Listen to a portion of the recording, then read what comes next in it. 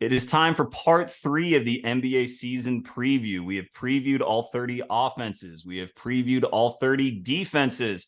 Now let's have a little bit of fun, do some over-under talk, and some awards talk. Welcome to Chucking Darts, a podcast of informed, rigorous, reckless, harmless, speculative, and fun predictions about the game we love. You can call me Chuck. This is episode number 181. Episode number 180 was part 2 of the preview. This is part 3 of 3. That was with Matt Issa, who is a contributor to Forbes, to Opta Analyst, to SB Nation.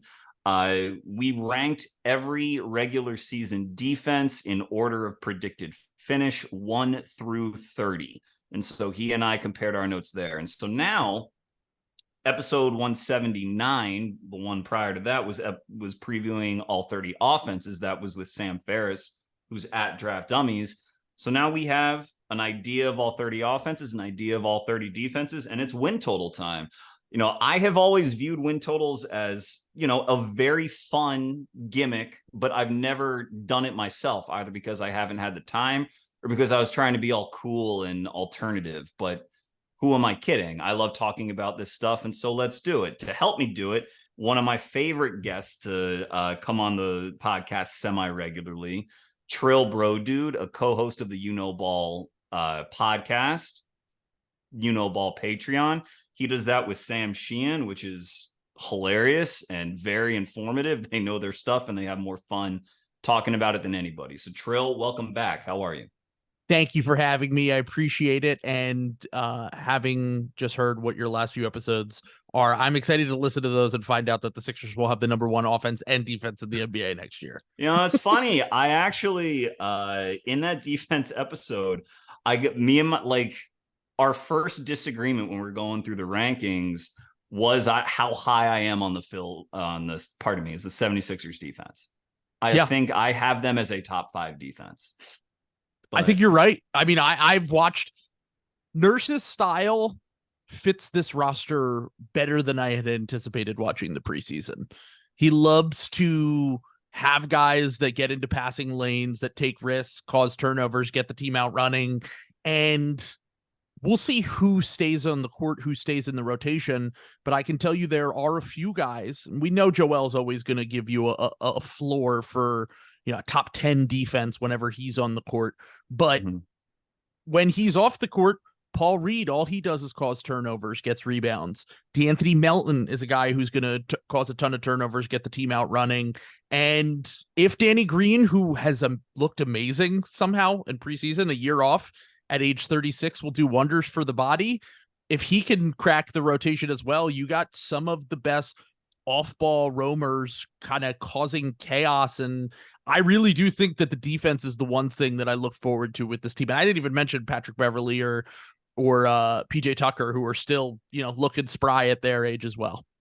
Well, you also haven't mentioned Jaden Springer, our guy. And I don't know what Nurse has said about him. I'm sure Nurse likes him because of his profile.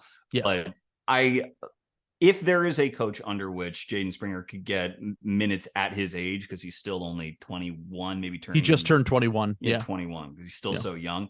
If there's a coach that would put him on the floor at that age, it would be Nick Nurse. So I'm hoping that out of him and Reed, you at least get one steady rotation player. He's been pretty open about playing Reed. So hasn't he? Has he not? 100%. Yeah, I mean, if anything, he said that he might try to play Reed a little bit with Embiid to get him more minutes because he thinks the team could really use his rebounding. So check those episodes out. My defensive Philly. And I think on the offensive episode, I had them right around 10th or thereabouts. And so you know, if you're averaging out to top 10 in both areas, you're going to have a good year. And I heard on y'all's episode that you thought that regular season wise, Philadelphia was going to surprise. I'm glad that we're unified on that. Yeah, regular season, to be clear. All right. Regular season's going to be fun. Y'all have done an over-under Odyssey, a 2-parter that was like 2 hours apiece. Yeah. And you did an awards episode this week. So this might be a bit old hat for you, but your over-unders were recorded about a month ago. You're free to change your mind. It's okay. I have 100 times. And the awards episode was great, but I think we're going to have a healthy amount of disagreement from where y'all were coming from on some of those. So let's do over-unders first. Now, if we were to try to combine all 30 over-unders and all the awards into one episode, this would never make any sort of air. But what I'm going to do first, and I'm sure we'll sprawl out into different directions, is I just want to go with what you are most confident in. So I believe you have 4 overs you are most confident in and 4 unders you are most confident in, and then just sort of an on deck 4, like a semi-confident 4. So let's start optimistic with your most confident overs, your 4 most confident overs. And okay, we're using a site. We won't say what it is, but go ahead. So there's a few that I could pick from here for my 4 most confident overs. I have 4 that I feel pretty good about. The one that I think is almost certainly a lock is the Cleveland Cavaliers at 50.5 wins for this upcoming season. Okay, very nice. Take it away. I think that the Cavs still have some issues when you get to the higher levels for sure. I think they showed a lot of their flaws in that Knicks series. We talked about it when I came on your podcast before. I believe they were out rebounded to death. They couldn't space the floor with 2 bigs.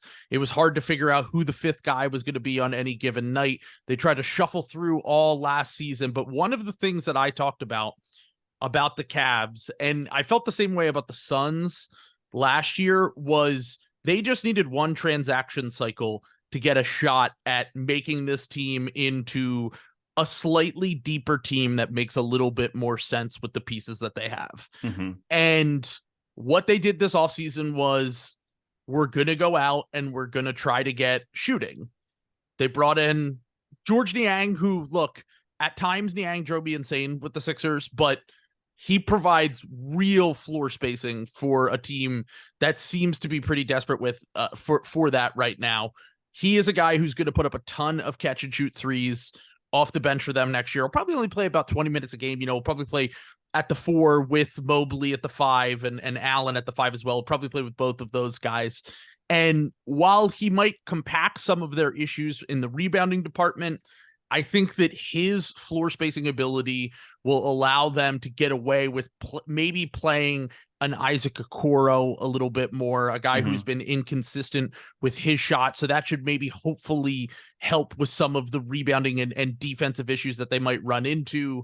And those 2 offensive guards, Donovan Mitchell, Darius Garland, are going to create a ton of open looks for these guys that they just acquired. Strus is someone that has been up and down as a shooter, but I think that he provides a lot more value just as a guy that can do a little bit of playmaking when he makes the right reads, because he's constantly getting chased around screens. I've seen him do it against the Sixers time and time again. So even when the shot isn't falling, I think he does have some offensive equity. And then in addition to that, I think he's kind of a sneaky underrated defender. I think he can hang on that end. You don't want him taking the primary assignment on the other team, but he's not going to get absolutely flambéed in the same way that Duncan Robinson did when he was on the Heat. And that's why he ended up leaping him in the rotation. So I think those 2 additions, plus a second year of these guys playing together, Mobley and Garland developing, taking another step. And then, their bench isn't super deep, but they have more talent and more guys that can stay on the court. You might get some progress from an Isaiah Mobley this upcoming season as well. Karis LeVert, I think, is going to slot in really nicely as their 6th man. And I think that 51 wins is easy for a team that's this talented and actually has some real NBA players coming off their bench now. Yeah. So I agree on the over because, if we're looking at where I've ranked the Cavs, I think I had them as the number 3 defense and the number 7 offense. So using that logic, they're going to be very, very good. But in looking at the number specifically, 50.5, like one way I like to think of these numbers is just sort of, obviously the floor for any team is theoretically very low because your best players could get hurt and who knows. But assuming relative health, and I think Cleveland was pretty healthy last year, how high do you think they could go? If you expect them to pass this number, what do you think is a number they could realistically reach? So I'm not sure like what the absolute ceiling is for this team, because that's probably more so because I'm not sure how committed Donovan Mitchell is to Cleveland. Mainly because we saw towards the end of his time with the Jazz, things didn't go so great, and that team was a 1 seed the one year, and then they kind of slipped in the standings the next year. I'm just not going to go based on the vibes and the trade situation for now, but if everything clicks, if Mobley takes another step on offense and continues to prove that he is one of the most versatile defenders in the NBA, we see a little bit more out of Garland, and all of the issues that they had last year are largely solved by these spacers that they acquired in the offseason. I think I could see them winning 54 games, 55 games, maybe. Okay. Highest, most like good end outcome you could ask for in an Eastern Conference that I don't think is very strong. I think that there's definitely some vulnerability with the top teams that we assume are the top teams, and we'll get to a few of those later. But like my Sixers, I don't really expect. I think they're going to be good in the regular season. I don't think they're going to be as good as they've been in the regular season. I think the only team that I can't see the Cavaliers having a better record than is a team that I'm gonna talk about in a little bit. So okay, I kind of think they could get as high as the 2 seed, to be completely honest with you, and I think that would take probably about 54 wins, 55 wins. Okay, yeah, I think that's right, and I think in general, if you're trying to figure out what you're most confident in, if you could really see, if you think like there's a real chance that this team passes this number by 5, then that should be about as confident as you are. Unless you think whatever, that the Thunder or if the Magic are going to win 50 games if they're ready to make like that giant leap. But absent anything like that, I think 5 is about what you should be looking for. I agree on the over, but I have it as sort of a second tier of confidence. It didn't make my inner circle just because the number's high, 50.5 is high. And with injuries, you just don't know. But I think it's a very good pick. Can I give you one that I think you will probably not have? Yes. Before you say that, though. Yeah. I just want to point out that the Cleveland Cavaliers were a good regular season team last year. They weren't a great regular season team. I think at least part of that was due to the depth that we talked about. And then you go back another year, and they were a top 3 seed before Jared Allen got hurt, and they fell down the standings. They fell into the play, and they were on pace to win over 50 games in that season. So that's another part of this that I think could factor in as well. So that's just my last thing on that. When you draft the best player in the draft, good things usually happen. I know they drafted Franz. I know you're a Franz guy, and you've been on that bandwagon for a long time, which you deserve credit for. But this is not going to be the last time we mention Evan Mobley on this podcast. I'll say that. He's awesome. So if I am looking at these overs, I don't know that this is my absolutely no doubt most confident, but it is certainly in like my inner circle tier. And it's the team I'm most excited to defend. So I'm just going to do it, which is the Houston Rockets. Okay. I think the Houston Rockets are, I might be pilled, as you guys like to say on your show, but I am all the way in on the Rockets, and not as like a playoff team or anything like that, but their number had been 31.5. That's what I'd seen for them. I'll just confirm that that's still the case, but assuming it is, it's something like that. It was 31.5. That's where it is. Yeah. So that means that in order to miss it, they'd have to win 30 games or fewer. And when I look at the roster, Van Vliet, who's typically pretty durable, Brooks, for all of his nonsense, is typically pretty durable, unless he gets like suspended. But if he doesn't, then he's typically pretty durable. With those guys in the rotation and sort of the low-key veteran bench that they've assembled, I mean, they have so many darts, which is what attracts me to them. But between Jayshawn Tate, Jeff Green, they just got Jeremiah Robinson Earl, who I think is an NBA rotation player. He just got squeezed in OKC. And Jock Landale. I mean, those are 4 guys who I think can play rotation minutes on most nights, who are, experienced guys, and who I think, especially in the case of Tate, can give you wing rotation defense off the bench. And I haven't even gotten to my guy Tari, who is their real sixth man and who I love to death and who I think will eventually be one of the best defenders in the NBA. Was a monstrously positive defender for them last year. The Rockets last year with Alperen Şengün and Tari Eason on the floor together, which was, Şengün was a second-year player, Tari was a rookie, outscored opponents by about 4 points per 100 in nearly 600 minutes. Yep. And whatever, other teams may not have been trying. It might have been against bench units. Who knows? Maybe there's some noise in those numbers. But I think for the criticism that we gave them for their summer, and I think I was upset at that Van Vliet deal a little bit before I learned that there was a full player or full team option on the third year. Getting that structure in there with Udoka, I think they are going to be a very surprising defensive team. I think they're going to be committed to defense right away. I think their personnel between Van Vliet and Brooks and Jabari Smith in the starting lineup is going to be good. I think Jalen Green, I don't know if the Jalen Green leap as an efficient scorer is coming this year, because I still think he has some habits where he plays too sped up and he hasn't really found which areas of the court he really can dominate in and where he likes to develop his craft in. He's still just sort of 100 miles an hour.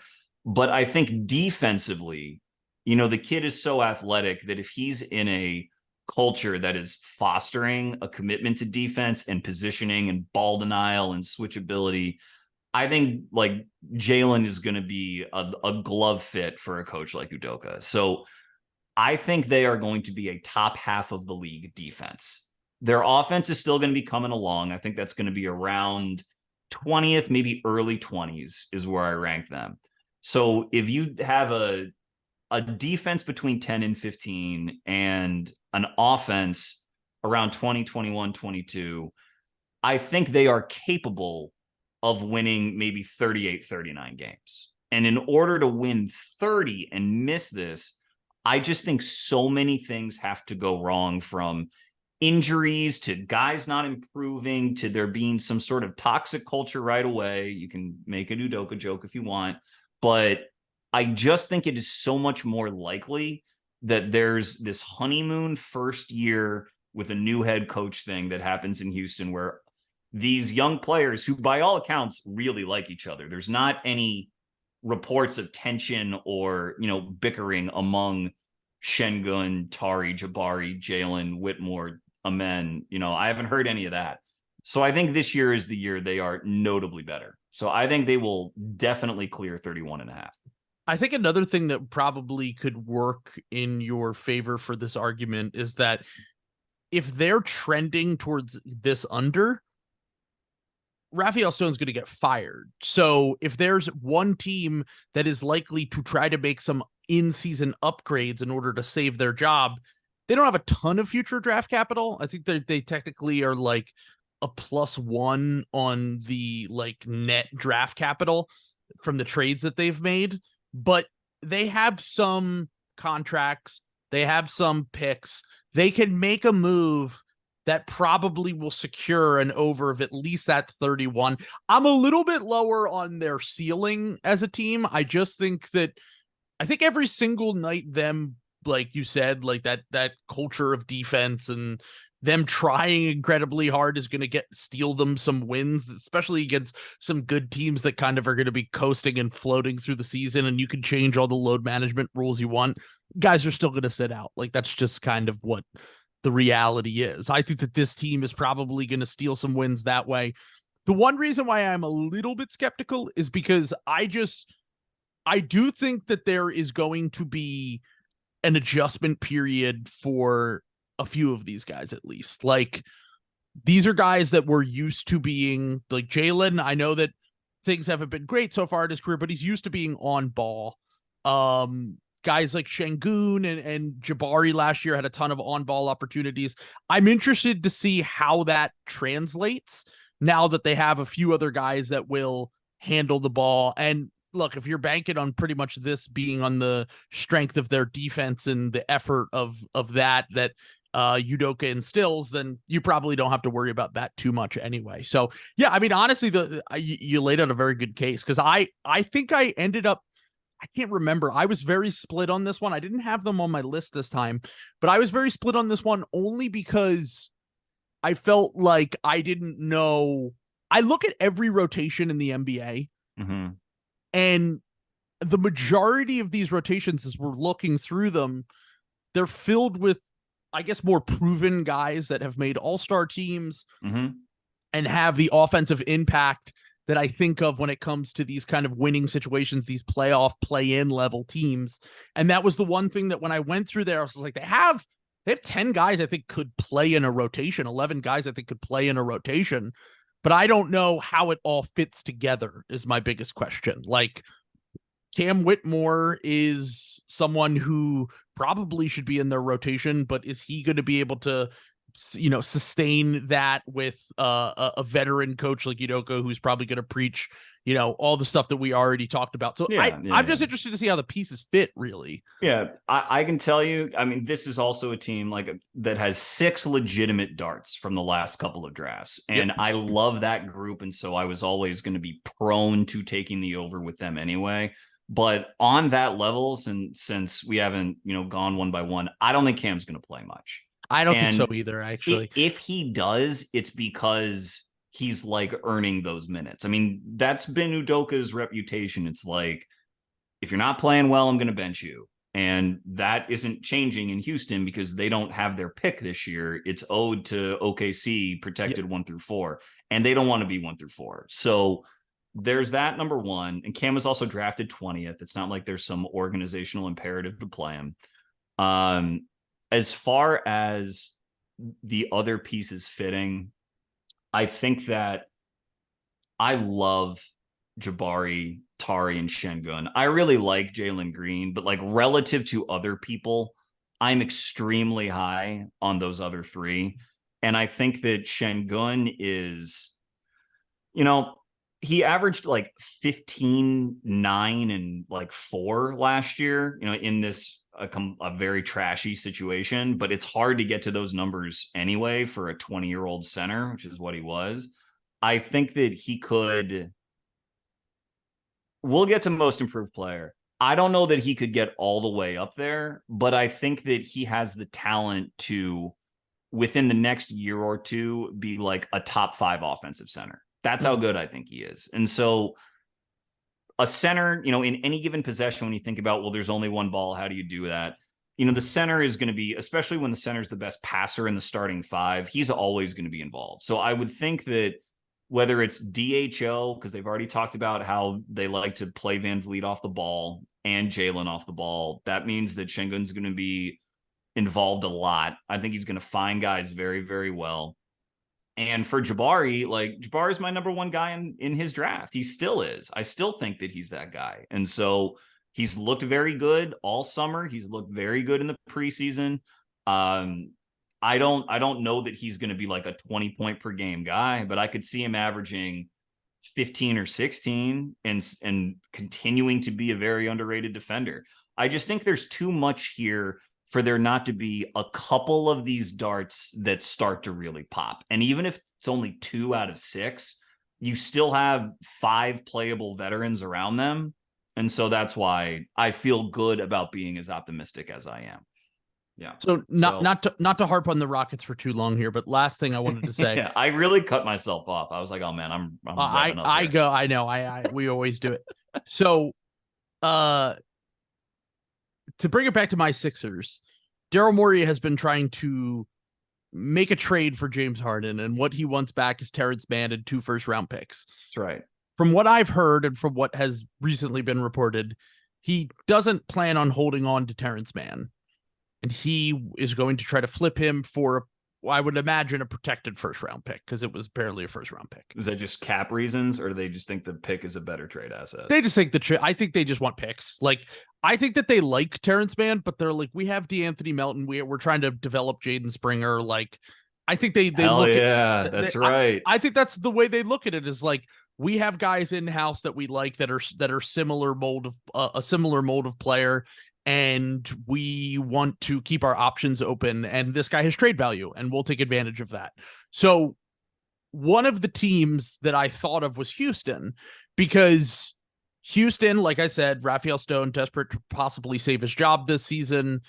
They just signed Reggie Bullock. And look, I love Reggie as a person. I think he's an awesome guy, but I think his best days are really behind him. Yeah, they are. And if that is the case, then trading for a Terrence Mann could solve some issues when Reggie Bullock proves to be unplayable, in my opinion. So I think that could be another thing to look out on. Just any of these guys that become available, whether it's a Jeremy Grant or a Terrence Mann or something like that, I think they're going to make an in-season impact trade. And they have the Oladipo contract to move. Yep. They have the Jayshawn Tate contract to move.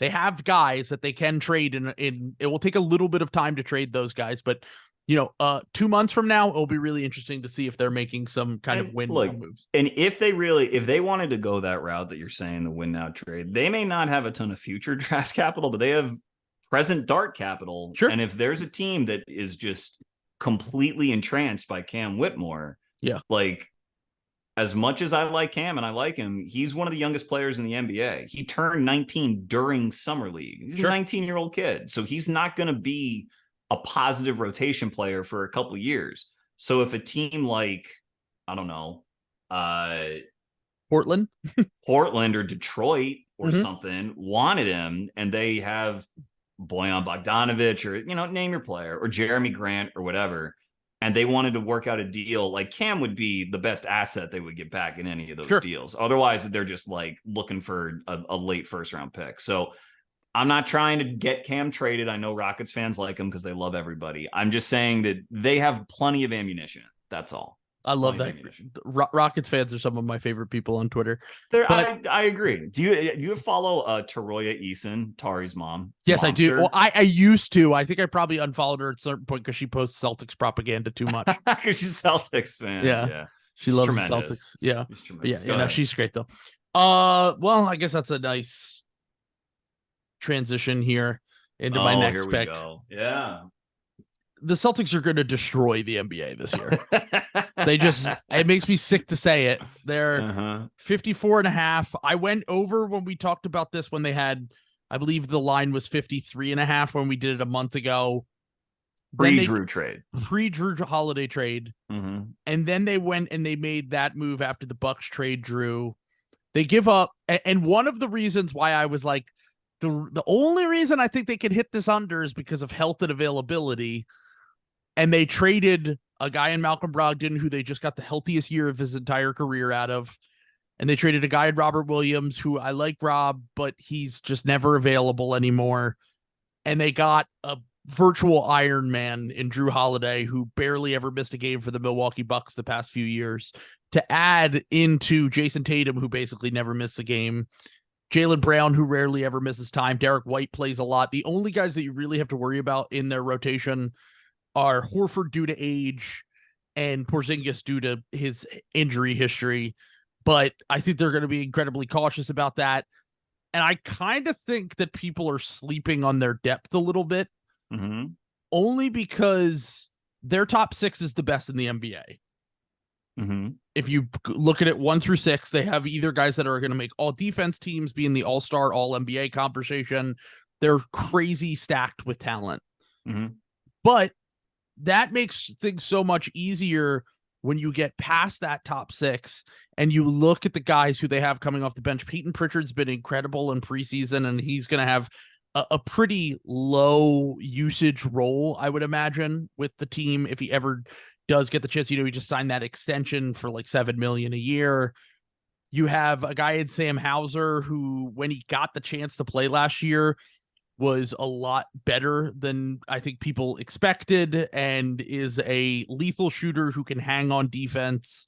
And then even when you go a little bit further, you got some other guys that could just kind of fill in as spot minutes, whether it's a rookie Jordan Walsh or O'Shea Brissett. Like, they have some guys that I think if you're asking them only to be a 8th or 9th man in a team that has maximized spacing because of the amount of shooting and ball handling they're going to have, who has versatile defenders that can play multiple different ways, I think their jobs are just going to be super easy. And I think that their 1 through 6 is obviously the best, but I think their 7 through 10 is going to be completely fine because everything's going to be on easy mode for most of these guys. Mm-hmm. Yeah, I think I had them, I believe, in the top 3 in both offense and defense. So again, I think it's fine. I didn't put them on my list just because, again, when the over is really at the tippy top, I just get a little queasy. I try to find value elsewhere. But I'll pose the same Cavs question to you about ceiling. In the Celtics case, you think they can win 60? Yeah. Yeah, be impressive.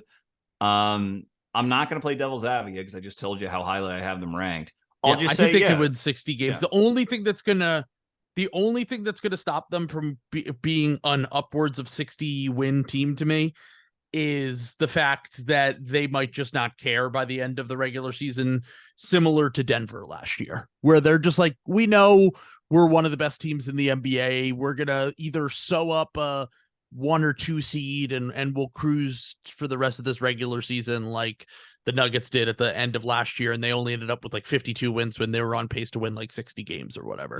That's the only thing.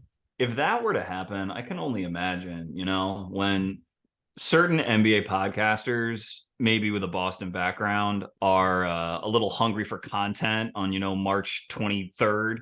And they just, I just don't know if I'm comfortable with this, taking it easy. Exactly. We're going to have so many conversations. It's going to be great. I don't know, Russillo.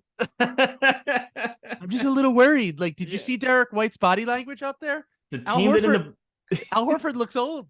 It's a team that in the playoffs, they got punked last year. They should be pissed off. Exactly. Yeah. I thought they were going to try to win 65. Yeah, I think it's a very good pick. I probably should have picked it myself. So we are in agreement on that as well. Okay, so do you know how many games they won last year? Oh, I don't know. 54? I don't know. 57.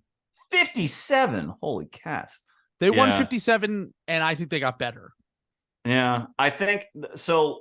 This isn't really devil's advocating. I'll just point out that the bones of the team that dominated last regular season and the second half of the previous regular season, they were all basically playing Udoka ball. Udoka that first year, by the time they were done, they were really rolling with what he liked to do.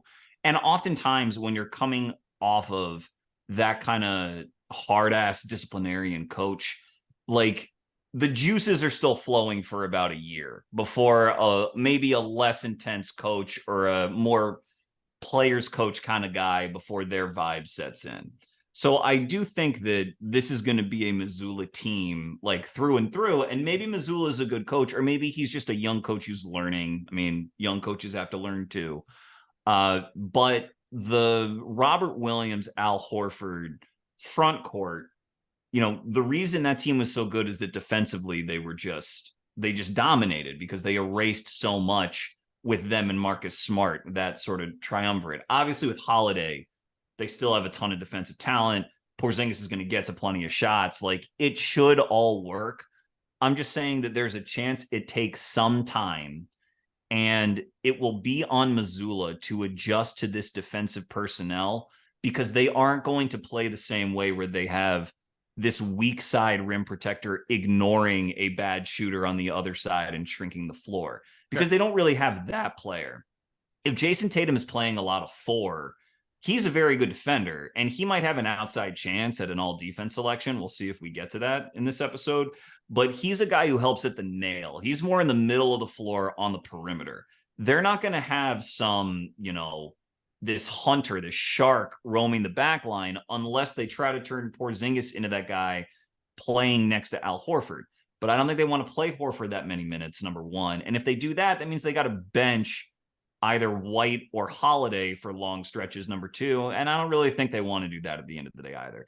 Like, there just are some things to figure out. I think they will end up in a great place, but there is figuring out to do. That's all. Yeah, no, there's definitely adjustments to be made. But since we're, if we're going into major markets and that sort of thing, I might as well go to Boston's rival because I think the Los Angeles Lakers are going to hit their over as well. They are one of my most confident bets, which I believe has been at either 46.5 or 47.5. Yeah. And I think it's 47.5. 47.5. So they got to win 48 to miss. They got to win 46. I'll keep this brief because I've extolled their virtues on both the offensive and defensive episode where I had them in, I believe, in the top 5 for both. I think the team is extraordinarily deep. I think that LeBron could miss time, and right now LeBron's value is chiefly offensive. And if he misses time, like a Reeves AD pick and roll with shooting around it is still going to get you lots of good shots. I think that with Taurean Prince on their bench and with Gabe Vincent on their bench, they have guys who know how to play around higher usage guys. I really like Max Christie. I think he is good enough to play. I don't think he will play that much, but when Rui and Vanderbilt are splitting those 4 minutes, you just allow yourself to play so many different kinds of ways. I really like Darvin Ham as a coach. I liked him all through last year and thought he was very good dealing with first the Russ deal and then getting that new group to play together right away, dealing with LeBron's foot injury. I just think he's very underrated. I think he's a candidate for coach of the year this year. And so I have a hard time seeing how, again, if they end up in the mid 40s, you can say it'll be injuries, especially if Davis goes down, it'll get a little hairy. That's fair. I just think they've got so much that I'm very comfortable. I could see them winning 55 and their over-unders 47. So I have to put that as one of my more confident overs. Yeah, they added depth this offseason, getting Taurean Prince, who I've described as like the most average NBA rotation player, Taurean Prince. Like nothing special, but he's going to eat innings for you in the regular season. Perfectly fine 7th man to come off the bench. He's going to be able to play with both LeBron and AD because of the shooting. And then Gabe Vincent, they took another shot on a guy that could also provide some potential spacing. They really bolstered their depth in season last season. And I mean, I'm more split on them just because I don't trust LeBron and AD's health at all in really any capacity. That's like where I think I could see this thing go into the tank for them, like it has ever since they won the title, really. But you can disagree. You can just say you took the under. That's all right. So here's the thing. I took the over originally, and then we did a mulligan section, and I took the under after. But it's still one of the ones that I'm split on. Like I don't feel strongly in either direction, which is why I changed it. And I think I ultimately changed it because I like their team. I like the guys that they have on their roster. I think it's the best roster they've had since that 1920 team that won the title. A very different team, but the best depth they've had since then. But at the same time, I don't trust LeBron and AD to stay healthy for more than 50 games. And if that's the case, it's a lot of making up to do. And you hope that one of them's healthy when the other one's out and, all of that. So that's the only reason that I'm kind of, if you could guarantee me some moderate health from either of these guys, I would be smashing the over. I think that their team is good. I just don't trust them. Yeah, that's fair. And like, it's no use arguing about how healthy they're gonna who knows, but it'll be watching them this preseason has been something, man. They like Rui looks like he's in great shape. Reeves looks like he's in great shape. The team is enormous. They're gonna rebound the hell out of the ball. Like that weird tension about whether Anthony Davis plays 5 or what he prefers or what he's best at and everything. Like they have last year he had a great year, but they also like really needed him to play the 5. They have these looks now, and I'm not like the biggest Jackson Hayes guy or the biggest Christian Wood guy anymore. I used to love Christian, but I fell out of love. The proof is in the pudding. Right. That like they have, I just think they have so many different looks to try. It's sort of like the Rockets thing. I just think the combinations are there, and I trust Darvin to figure it out. But all right. So we've each done 2. Who else do you have? How about for time's sake, I'll say both of them at the same time. Let's do it. Okay. 52.5 for the Nuggets. Okay. I'm going over. I'm doing all playoff teams, so it's risky. These teams, like you said, they have a lot of wins. But look, maybe they do the thing that I just discussed and they take their foot off the gas at the end of the year. But I just think that team's going to be a machine. And I think losing Bruce Brown hurts a little bit for sure. And I think that, look, Jeff Green isn't great, but he was playable for them last year. Mm-hmm. I think losing those two guys isn't ideal, but the core of what won them the title is still together. They have now a second full season to play with this group that even before Jamal Murray got hurt, before they were able to acquire Kentavious Caldwell-Pope, looked pretty unstoppable then as well. And then you add in the fact that they drafted my guy, Julian Strawther, who's been... Your guy. I love Julian Strawther. I wanted the Sixers to draft him really badly. I was like, buy a second and get Julian Strawther in the 40s. I didn't know he was going to go 27 in the draft. That kind of threw a wrench in my plans. But he's definitely a Trill type if you think about my Isaiah Joe fandom. Yeah, he was gonna fill the Isaiah Joe filled hole in my heart. So absolutely love Julian Strawther. I'm really upset that the Sixers weren't able to get him. He's been destroying it in preseason. I think he'll be able to get some minutes here. I also went to Penn State, so Jalen Pickett has a special place in my heart as well. All right. And I think your guy, Christian Braun, who you introduced me to when we did the draft last year, was great as a rookie. I think he's going to step up in his second year. They just, between all the guys they have, whether it's those guys or it's Peyton Watson or Zeke Naji or Hunter Tyson or whoever it is, I think 2 or 3 of those guys are bound to hit.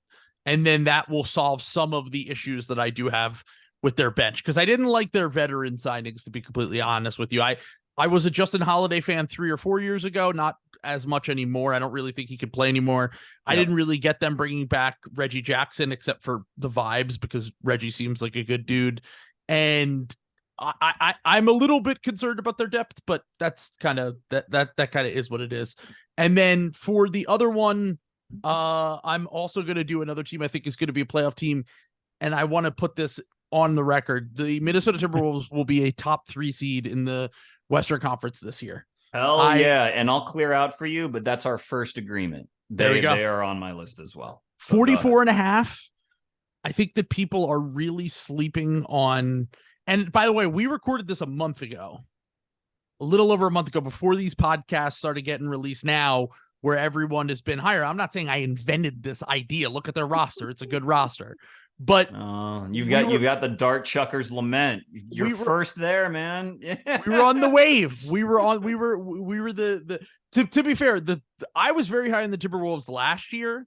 And then everything, the adjustment period, the injury to Cat, the whole thing was just a mess for them last year. Yeah. But what it did prove is that they have 10 or 11 players that would be in the majority of rotations in the NBA, I would say. I think they have they added Shake. They replaced Jalen Noel with Shake Milton. Shake was my guy in Philly. He actually had a really sneaky, under the radar, good shooting season for the Sixers last year after having some down shooting seasons.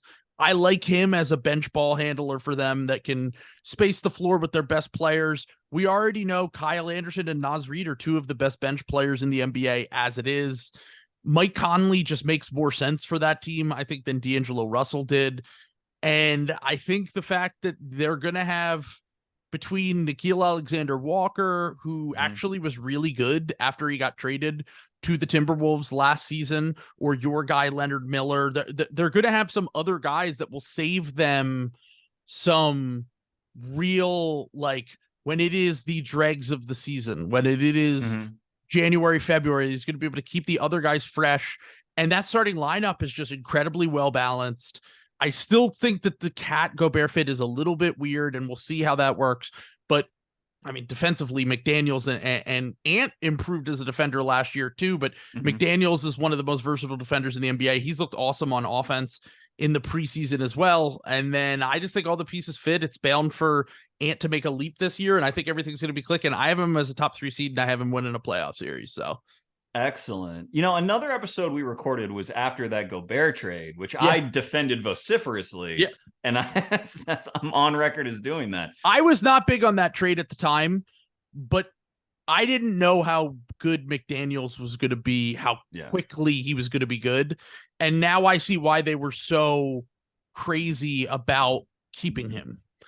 And that's a big part of this. Like, I think that he could be in the most improved conversation as well. Yes, I think he can too. We'll get to most improved, but I think he's almost more likely for all defense this year than he should have made it last year. Yeah. So love the Wolves. I'm glad that we agree, not only for positivity's sake, but also to save some time. So I won't belabor it. I'll say that Kyle Anderson, who I know you mentioned, is also, even though he comes off their bench, he's one of the 15 best wing defenders in the league. And so I discounted their defense slightly because of a full season of Cat, because Cat and Gobert still haven't really figured that out.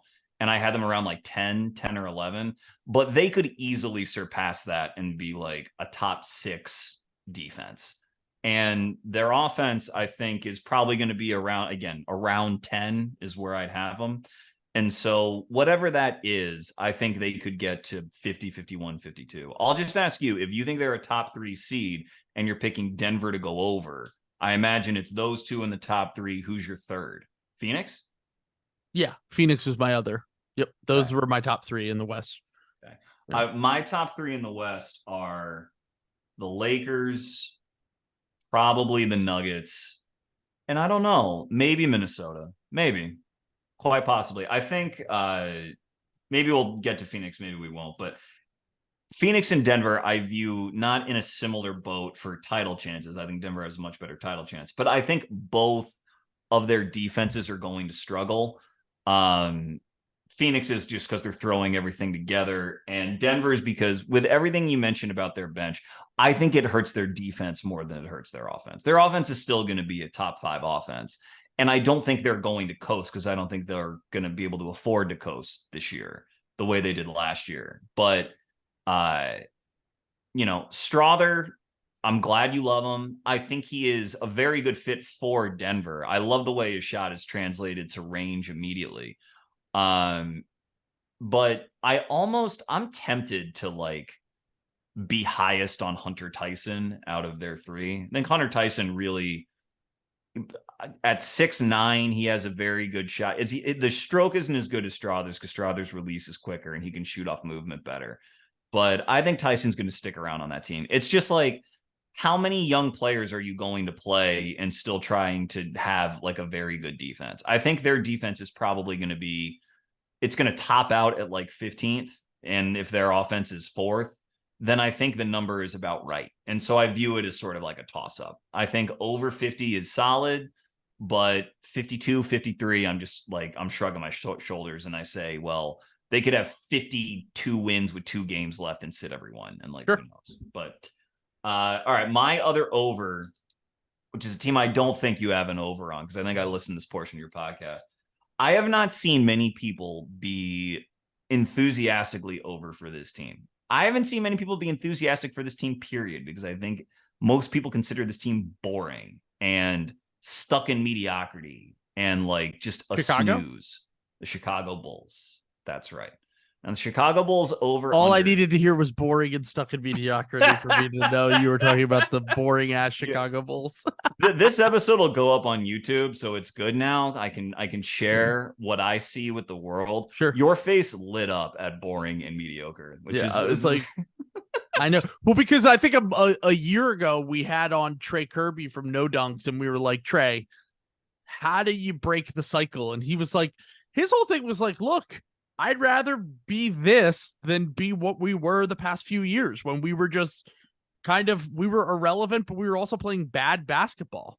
That was his whole thing. He was like, at least I get to watch decent basketball on any given night. And win, compete every single night and not just roll over. So well, look, if you want if you want the real sort of propaganda take, it's that I think that this season will be the third consecutive season since the Vucevic Franz Wagner trade that the Bulls are better than the Magic. And like, look, it's got to shift sometime, probably. But if you're 3 for 3, the front office can put that banner up. Anyway, back to actually selling this. The 37.5 is the number. All right. They won 40 last year. So if they win, I mean, again, I think you hope that injuries plague the NBA less than they did last year and that it is harder to win 40. Also, the Bulls were probably the healthiest team in the league last year. Levine played 77 games. Vooch played 80. Pat Williams played 82. I mean, they were really healthy. And so you can expect DeRozan never misses games. Yeah. And so if you want to say they're going to regress there, again, I'm not really going to argue with you on health for any of this. But every year, and this is a real thing as opposed to propaganda, every year that they have had this Billy Donovan core with Levine, DeRozan, Vooch, they've been in the top half in the league in defense, around 12. Last year, they finished 5th in defense. Yeah, I know. Yeah. And I talked about that in my last episode, the defensive ranking one, about continuity and everything like that. But the reason that Caruso is so important to them is because they really prioritize ball denial, fighting over screens at point of attack, just making it hard for perimeter ball handlers to like get into their normal pick and roll sets. Just making it that much harder to execute a basic DHO, making the center pivot and go, send it to a guy who's not as comfortable with the ball. Just little stuff like that. And their positioning is down. This is the same core. And they brought in Javon Carter to replace Patrick Beverley, who helped their defense when he got there. But Javon's very good in his own right off the bench. I think Kobe White has improved a lot in that area. They still have Caruso. They still have Dosunmu. They actually have my guy Quentin Jackson, who I like a lot, but who no one really knows about yet, from Texas A&M. He's another alumnus guard defender hound like Caruso was from Texas A&M. So I believe if he gets minutes, he'll have some moments. But that perimeter defensive core is just there. And I think that assuming decent health, they're still going to be a top 10 defense. And if you're a top 10 defense, it's really hard to win 37 games or fewer. And when you talked earlier in the Rockets about how there's just like almost run-of-the-mill all-stars on many teams to handle offensive burden and initiation, that's Levine and DeRozan. And if they're in close games, I trust DeRozan. If we ever get one of these seasons where Vooch's shooting regresses back to the mean, because he was good for a couple years in Orlando. He's been sort of around 30% in Chicago. If you ever get any sort of a positive bounce there, I think their offense could be middle of the pack. And so I could see them winning 45 this year. Maybe boring, I get it, but sometimes boring can make you happy. I'm not going to endorse gambling on this show right now, but it can make you happy. So I'll say that I think that the Bulls are my other very confident over. Yeah, I can't get there. I actually think that this is. I predicted before last year that it was going to be a disaster year for Chicago. Like heading when we did our over under, and I think they ended up being around their over under. They went under, but it wasn't by much. Yeah, I just think this is purely a vibes thing. They've been trying to trade Zach LaVine for a year. Do you think they actually have been? I know I can confirm. You can confirm it. I can confirm to you. I've heard from many people this, and also like legit reporters are reporting this too, not just like things you hear. But is it the sort of things where teams are calling about him, or they are trying to acquire? Are they trying to reset and get picks, or are they trying to acquire a different kind of star? Chicago has a very high asking price for Zach LaVine anytime that someone calls, but he is available. And I think that if the season starts off weird, I don't think Zach LaVine's going to be on the Bulls by the end of the season. I think that they will pivot, and I don't know if it's whether I don't know if they're trading for another star or whatever the return is, but I do know that has been a situation that could become untenable at any moment. And it's like the biggest open secret in the NBA. I think the reason they re-signed him to that contract was because he should take the money. He should get as much money as he possibly can. Sure. And they viewed it as, okay, we can always trade this thing if we need to, even if we overpaid him by a little bit. And hey, that contract isn't really that bad if you look at, around the league, what other guys are probably going to get paid moving forward. I think it's a very tradable deal. And I think Chicago, like, DeMar's 34 now. Yep. Like, Vooch is older. Like, DeMar also, though, to your point, never really suffered a bad injury. I mean, didn't, and he plays a ton of games. He always will play a lot of games. My thing about Chicago is, like, I just feel like they are one thing away from the house of cards falling in. And I have felt that way, despite the fact that I think that their roster did get better by getting Javon Carter and Torrey Craig just to add some depth. They could get progress out of the young guys. All of those things could be true. And I don't believe in this team at all. Like, I think that they're going to miss the plan. That's where I'm at with this team.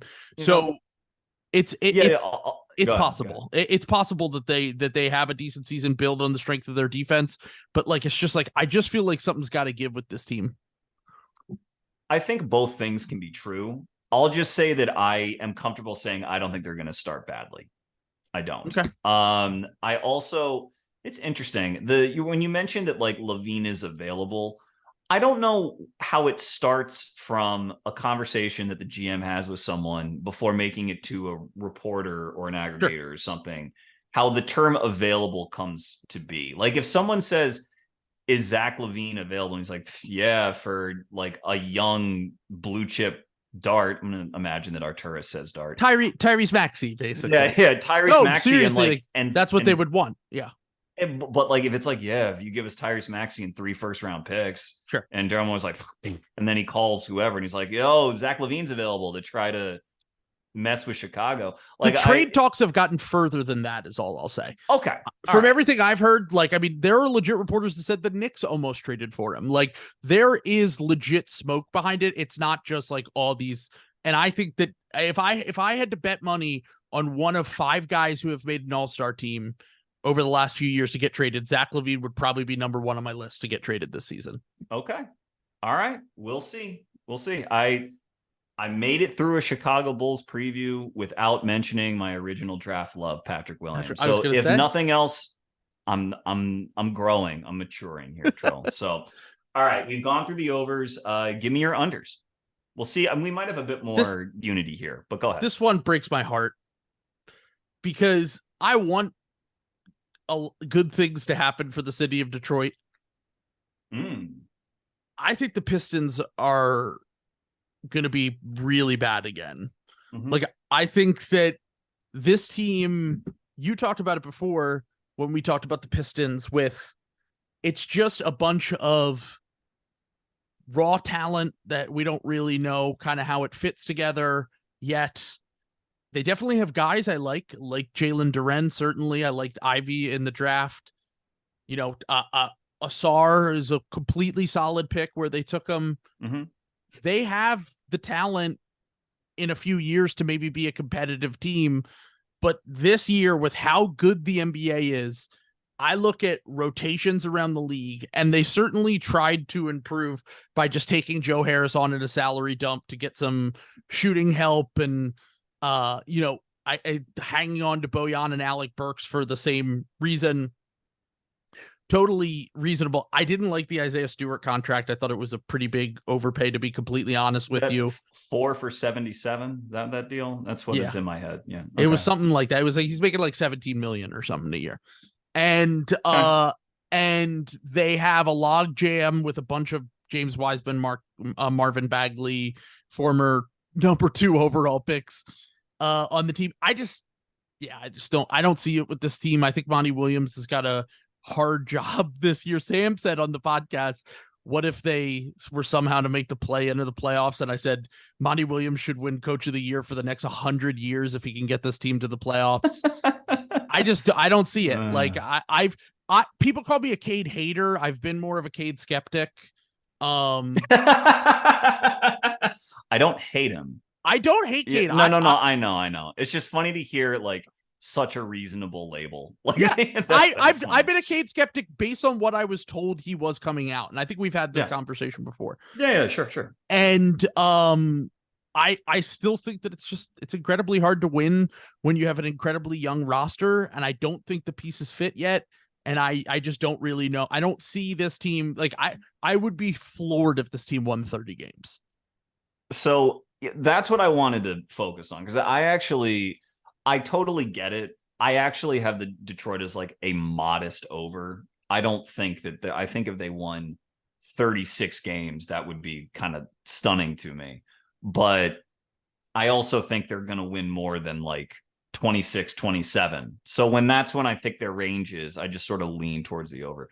But it's one thing to not see it with the team, but to win only 28, 27, like you're talking about 55 losses. Like, I guess that just means that you think even in year 3, Cade is not taking a measurable step forward. Understanding he missed most of year 2 because his rookie year, he was like 18-5-6, something like that, 18-6-6, though inefficient. His second year numbers were about the 49% same. true shooting. Yeah. That's right. Yeah. Second year numbers were about the same, still inefficient, hadn't really turned the corner. Uh My cat never is rubbing I his know. face all over. Cat, he's rubbing his face in agreement with what this is a nod what he's a doing big Cade guy. with my take. That's right. But the team has never really been well spaced for him. Now, this team with all its bigs is still not ideally spaced. Exactly. But when you consider that Bogdanovich and Burks are going to play a lot, those are at least professional shooters and spacers for him. So on my rankings, they would support a team that's not going to win 30 games. I also didn't give as much attention to like teams in the 20s on these episodes because you focus so much on who you think is going to be good.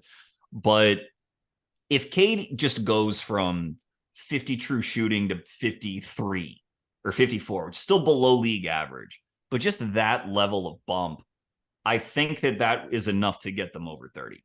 I really do. And I think Monty is a better coach for like grinding out wins than Dwayne Casey. I think Dwayne develops guys and gets them to commit to defense and it can be there for that sort of stage of teaching young players the game. But Monty's really used to winning a lot. And so I think like 32 is a completely reasonable number for them. That's what I think. So quick question. If that's the case, yeah, who's going to win in the 20s? Because someone has to. I'm sure you're I'm unders. glad. Let's get to that because I think Portland is way under. Way under. I have them on my unders as well. Yes. So 28 and a half. Yeah. I think, that's probably propped up a little bit by this Brogdon Time Lord duo that they just acquired because they're like, oh, they played on the Rockets and Time was a really good defender and all this stuff. But when you look at the health situation with them and the fact that one or both is going to get traded pretty quickly, I'd imagine, as soon as someone wants to give them a good first round pick, those minutes are going to get vacated. But mostly, this is a Scoot Henderson explainer. Sure. I am not a Scoot skeptic. I am a Scoot realist. And 19-year-old guards are not good. Yeah. They're not good. So, and LaMelo, who is probably the best 19-year-old guard since Luka to come into the league, LaMelo, had a lot more talent on his team and they wouldn't play him in fourth quarters because they're like, oh, you do things at 6'8", you can get by everybody and all this kind of stuff, but you're still not good enough to really be a positive player. Scoot doesn't have the luxury of going on and off the court depending on situation. He's going to be handed the keys. And even in the G League last year, his true shooting wasn't very good. He's just not going to be that level of scorer right away. Love his tools, but he needs to figure out his shot. He needs to figure out how to play at NBA speed. He'll have his highlights. He'll make first team all rookie because of his usage. But between him and Shaedon Sharpe, that is so much talented young player NBA basketball in a bad way, where they have to get a ton of minutes because you can't bench them, but they have so much to learn and adjust to about the game that I don't see how they could win 29 or 30. I think it is much more likely they're in like the 21, 22, 23 range. That's what I believe. I agree with you. I do agree with you. And I think that if you were to take, especially with Jeremy Grant probably getting traded in addition to Malcolm Brogdon and Robert Williams, but if you were to stack up their rosters today, Portland has a better roster than the Pistons do to me. I disagree. I feel like every year with the Pistons, I feel like there's just this projection that Cade is going to be, like you said you just need to take baby steps. And it's like, until I see that with Cade, I'm not willing to go there. And like I said, I like a lot of their guys, but I think they're going to have a lot of the same issues that the Blazers do. And like, say what you will about DeAndre Ayton and Jeremy Grant and Malcolm Brogdon and whatever, but like, I think that they would be the best. Arguably, you could make a case that all of them are the best and Robert Williams are the best veterans on the Pistons. Like, Alec Burks is a nice bench guard, really solid. He's turned into a pretty good player ever since 2019, 2020. Bojan Bogdanovic is 35 years old. And like, is he 35? 35 years old. And like, our 2014 Resloppables king. Yeah, exactly. And like, good career, but like, at a certain point, I would have bake in some regression, I'd imagine. And then Joe Harris, who is a guy who just seemingly can't really stay healthy and has looked very different physically. Yeah, I think he's pretty washed. Pretty washed. Yeah. It's just like, I think that I'll say this much. I agree with you, especially because I think they're going to be, I think Portland's more in the experiment phase and the Pistons are more in job protection phase for their front office, and would be more likely to go in the other direction at the deadline and possibly trade for like Jeremy Grant from the Blazers. But if I were to stack up like their top 7 or 8, like even their guys that are flawed, like Matisse Thybulle is like a bench wing that can cause some havoc at the very least in the regular season. I'm telling you, our net rating was off the charts whenever he was on the court for the Sixers. Like, I'm not saying he's a good playoff player, but like, I just think Detroit's roster is the same problems that this team has, but with less veteran talent. So my spicy take there is that I think right now I would rather have Killian Hayes than Matisse Thybulle. That's now. That's insane. What are you talking? Killian Hayes is one of the worst players in the NBA every year. Why do we do this? He stinks. It's just for my guy KOC. Come on. No. All right. Let me cook on Killian Hayes for a second. Come on. All right. Okay. I will this won't even be opinion. I'm just going to give you a fact. Okay. And there can be plenty of context about how this was a lost season for Detroit last year and everything else. It is a fact that Killian Hayes was top 15 in the NBA, both in total assists and in total steals, both categories. That's pretty good. And he was not even a starter for the whole year. He was 21 years old last year, putting up those numbers. So I think that as a defensive perimeter guard, that alone is good enough to keep him in the league. Okay. As a distributor, that gives him a little bit of an extra dimension, but it doesn't mean much if you can't score. And that's always been the question. 45% true shooting last year. Right. It's and like every year with these guys. I'm not projecting a big jump for him, though I wouldn't project much in the true shooting area for Matisse. Sure. And this isn't really about Matisse. Negative, yeah. This isn't really about Matisse. I just wanted an excuse to talk about Killian. And, as a prospect, the issue with Killian was that he didn't have the easy separation. He didn't have to compare his teammate, the Jaden Ivey kind of burst to get easy buckets. And that's what you always want to look for really with any kind of player. I mean, guards, wings, whoever. You want to see easy buckets somewhere on the court pre-NBA. And he was playing in a pro league, so you get a little bit of a discount for that. But his buckets would always be like James Harden step backs. Sure. And some people fell in love with that. But it's also like, if he's doing that more out of necessity than he is out of choice, then that's a bad sign. He should just be getting more layups. My point with all of that is not that he's going to have a massive jump in efficiency this year, but I expect it to get a little bit better every year as he gets closer to his physical prime, because it's not as though he lacks touch. He was an 88% free throw shooter as an on-ball guy in this European league. So I think that there is something there for when he's actually like league average or around league average, like when he gets as efficient as he's going to be a legitimately valuable player because of the other things that he does. I don't know that I would project that bump this year in that circumstance. I mean, he's probably even going to struggle fending off Marcus Sasser, who I like, by the way. As like I like Marcus Sasser too. Yeah, he was like a year one draft, backup point guard who can win minutes. Yeah, but I'm just saying that I think that Killian deserves at least a second contract from someone whenever it's up. That's all I'll say. Just quick question. Yes. We take all 30 players from each roster. Rank the top 3 players from these two teams. Okay. On like the top 3 current players. Yes, current players for next year, not 5 years from now, next year. Okay. I think they're all Blazers. Let me think for a sec. All right. I'll give. Is Jeremy Grant the best player? Yes. He's probably the best player on either team. Yeah. It's like a top 70 player in the NBA. It's a good player. And then either Ayton or Cade. Either. I think Ayton, like, you can make the numerical case for Ayton based on true shooting and all this stuff. But when you compare Ayton to other guys at his position, does Ayton really deter a lot at the rim? I mean, he's big, but no, he's never been like a crazy rim protector. Does he dominate anyone physically? I shouldn't have said dominate with him, but like, I just think he's more of like a clear starting center.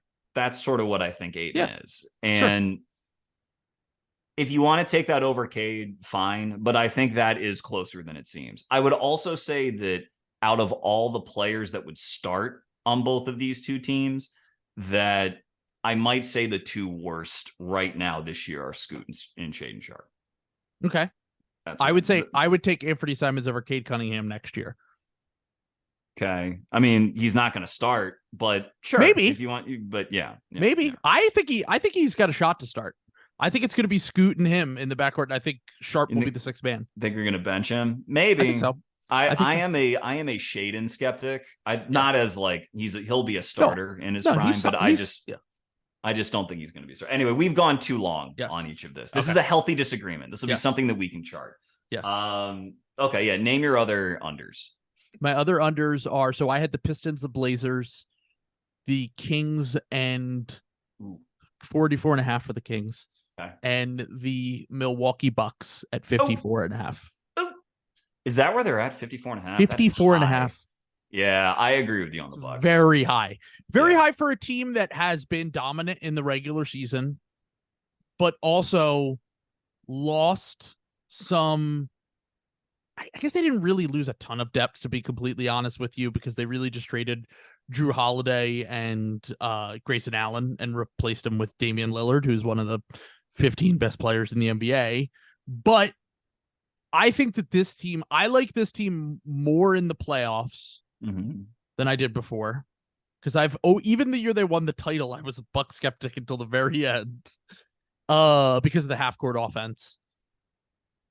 But this year, I like this team more as they are built for the playoffs. Middleton, I don't know what's going on with him. It seems like he's still not over this injury that he had, and I hope that he ends up being okay. But if we're projecting over the course of a regular season, Brook Lopez is a year older. I think that they'll probably rest Dame and Giannis a decent amount and try to keep them fresh for the playoffs. Middleton...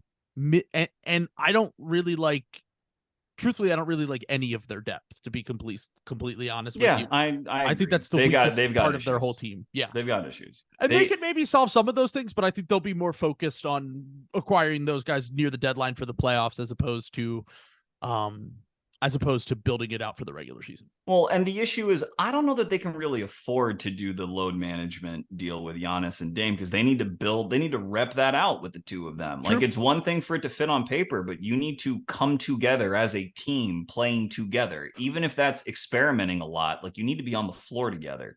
And I don't know what Adrian Griffin is going to be like as a coach, but I can tell you that, kind of like Missoula, though this didn't burn the Celtics in the regular season last year, Adrian Griffin has never been a head coach. Never. So, and he got into an argument with one today, and he left. Terry Stotts. Right. I saw that. I didn't know what the reason was. I saw that Adrian, they got into a fight at practice. Yeah. You'd got to ask him. Is that what happened? Yeah. Well, okay. So I think, look, I will say that I think the ceiling for the Bucks, I had them in the top 10 in offense and defense. I think I was especially high on their offense, but I think their ceiling would be about 55. And so if they're at 54.5, under makes total sense. You said who are your other ones? Your other couple? I had the Kings were my other one, 44.5. We can contrast this because I don't feel good about one of these unders, but I committed to it weeks ago. And so I'll just go down with the ship if I need to. I'll contrast this with my Golden State under pick, because I have Golden State as an under. Okay, how many wins? 40... I believe 47. When I made the selection, it was 47.5. I don't know if that's dropped to 46.5, but when I made the selection, it's 47. You are doubting the power of Brandon Podjemski. It's crazy to me that you could Trace Jackson Davis and Brandon Podjemski on one team. Yeah, the ball hive loves. I know. You call him Brandon Podcast. That's his we name. Call him Brandon Podcast. Yeah, I don't even know how that nickname started, but that's what we call him. How could you come up with it with a name like Podjemski? Yeah, exactly. Yeah, but no, yeah, definitely. These two teams, obviously, they played each other in the playoffs last year. Yeah. Here's the thing with the Kings. I think their offense is still going to be really good. Their health has to regress a little bit. They were the healthiest team in the NBA last year. Their starters basically played every single game together. Even if it's a nick here or a knack there, like, they're going to have at least a handful of games that they miss. And I like their depth quite a bit. They're very offensively focused. They did not change any of that in the offseason. If anything, they know who they are. Yeah, exactly. Acquiring Duarte and Sasha Venkov from Europe. And look, I think they're going to be a fun, frisky team. I think they'll make the play-in probably this year, and I think that they'll be a tough out that no one wants to play. They're a fun team. But between last year kind of catching the whole league off balance and the regression of the health at least a little bit, I think that they're probably going to win slightly under this mark going into next season. Yeah. I thought long and hard about them. I consider that a total toss-up. I think it's close to where they're going to be at. I think their range is very, very narrow for them, because I think their offense is guaranteed to be good. I think their defense is guaranteed to be bad. So I could see them on the low end, because I think Sabonis just plays I just think he's going to play. Maybe Fox gets hurt, but Sabonis played banged up last year. I think he's just he just plays. So I think they win no fewer than 40. I think they win no more than 46, and so it's right there. I probably lean under, but it's a total shrug to me. The regression that I see coming is the De'Aaron Fox won clutch player of the year last year. Yeah. Made all these jumpers in crunch time. And I love De'Aaron. I think he's a very, special guy, special player, and great for that city. But shooting has never been his special skill in the NBA. And there's really no indicator that his touch has taken any of these leaps. So if they're in tight games, I expect that to sort of flip a little bit. And so the touch from three, the touch from mid-range and the rim the last two or 3 years has been incredible. I know, but I don't. Maybe since Sabonis got there, it's ticked up. I don't know that his efficiency when he was playing with Halliburton was all that hot, but I'll say that the mid-range specifically, maybe he's just repped that out and worked that out so that he's sort of like a DeRozan-ish Maybe not in how he gets those shots, but his touch on those shots. Maybe. And I will be happy to be wrong because I love the Kings vibe. I really do. I just look for a little bit of regression in that area. So for the Warriors, which I feel less good about than when I made the pick, because I think Dario Saric has looked a little bit better in preseason than I thought. He's such a perfect Warrior. But I just think that they are, with the regular season and staying healthy in the regular season, I just think they're a little old, a little slow, a little small. And not the first time that that's been said about them, at least maybe not the slow part, but just the small part. But this whole thing playing Clay at 4, like, I don't know. The modern NBA now, the dominant defenses usually have one big to sort of park at the rim and another player, like we were talking about, to roam the weak side, deter shots that way. I know that Draymond can do a lot of deterring just on his own by how he communicates and positions himself. I imagine he'll still be able to do that. But are they going to go back to bringing Looney off the bench? And start Chris Paul when Draymond's there? If they're bringing Looney off the bench, are they playing Saric with Looney? If that's happening, then is their offense as well spaced, like when Steph's off the floor? And I don't think Chris Paul has a ton left. He might look good for the first 20 games, but I just don't know. I just think for them to clear this number, to win 48 games, which is when I looked at it, I think Steph has to be so good, and he's obviously capable, but you're asking a lot from 35, 36-year-old Steph. 35, and he misses a ton of games, like every year now. Yeah, I just think it's thin margins. That's all. I just think the margins are very thin for them to clear the number. And so we'll see. I also think they're going to play Kuminga more because he's looked good in the preseason, but he's going to need, if he plays big minutes, if he's like their biggest bench minute guy, like I still think even though the ball's gone in, I still think he drives into the paint a lot of times without much of a plan or planning to jump into someone and is looking for a call. And it's good to force contact. He's strong enough to do that. Good enough athlete. I just don't know if over the course of the regular season that really is going to hold up. So we'll see. My thing with Kuminga is that we've talked about this before. What do the Warriors always like out of their wings? They like guys who can shoot, rebound, play defense. And he is a guy who is not a consistent shooter.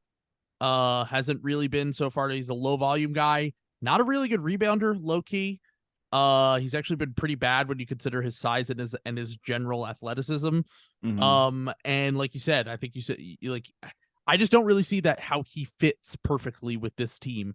But I guess you could have said the same thing about Andrew Wiggins when they traded for him, but it's just a completely different kind of player. So the one thing I will say about the Warriors, complete inverse of the Chicago Bulls vibes, in that They're not going to trade Steph if things get weird. They're not going to do that. And also Jordan Poole and Draymond, like that was a real thing. Like obviously they really got the aggressor out of that locker room. Yeah, exactly. Cleaned it up. Yeah, exactly. Yeah. Well, thankfully the person who leaked the video got fired, and we can, all rest at night. And Draymond's knuckles healed, so he's back. So that's great. But seriously, like I think that was like a weird thing that hung over the team all year last year. Mm-hmm. There was a lot of internal stuff, and hey, Chris Paul has had a history of having some beefs with teammates too. Maybe that doesn't work out great, but at least for a year, I think it might end up being decent enough. And the one thing that I was most concerned about with them last year was their point of attack defense that kept popping up over and over and over again as a massive issue. And I would imagine Wiggins plays more games this year. And I would imagine that Gary Payton II hopefully plays more games because he barely ever played for them last year. I don't even know if he played a single game in the regular season. Yeah. So those two, if those two have relative health and Chris Paul isn't fully cooked, I'm a little bit more optimistic. I think they're going to hit over. Yeah, and I think Wiggins has looked really good. I think Wiggins is like ready to have a very big year for them. And that and GP2, that's why I feel a little queasier about this. I do. But we'll see. I still think that Steph has to be just another absolutely incandescent like knockout year for them to do it, but we'll see.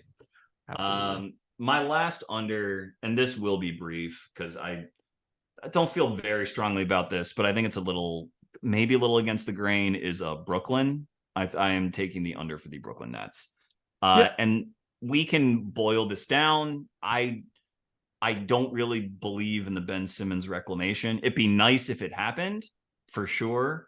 But even if it did happen, then you've got him and Nick Claxton playing together all the time. Like, defense would be cool. Defense would probably be around the top 10, but that offense would get choked and would not be very good. And I just don't think it's going to come together. Yep, And we're in lockstep on that one. all righty, then we don't have to give that much more because I talked about them a good deal. Yeah, I've already talked about well. Ben Simmons for too much of my life. So There you go.